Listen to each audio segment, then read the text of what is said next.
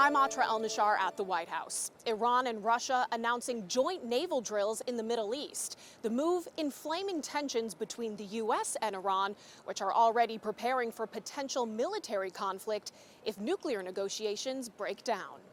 24 hours after a second round of indirect nuclear talks between the U.S. and Iran, more signs each country is preparing for military action. Axios reports the Trump administration is closer to a major war in the Middle East than most Americans realize. It could begin very soon. There's many reasons and arguments that one could make for a strike against Iran. In this now deleted post by Iranian state media, an image of rows and rows of empty graves with this provocative but unconfirmed message. 5,000 graves have been prepared for U.S. soldiers in case a war breaks out. Top American and Iranian leaders openly speculating about war. I think the president has a lot of options. We do have a very powerful military. The president's shown a willingness to use it. The strongest military force in the world may at times be struck so hard that it cannot get up again. If diplomacy fails, what would a military confrontation look like?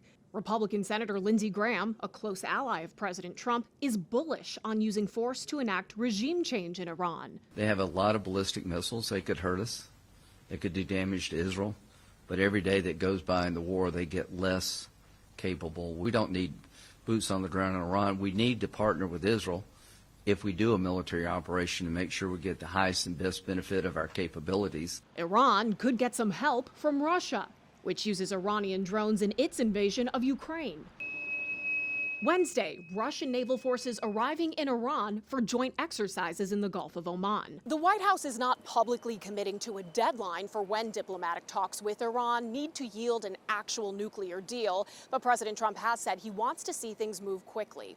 We're also learning the president is in active talks with his national security team as he makes this decision about whether to strike Iran. At the White House, I'm Atra El-Nashar.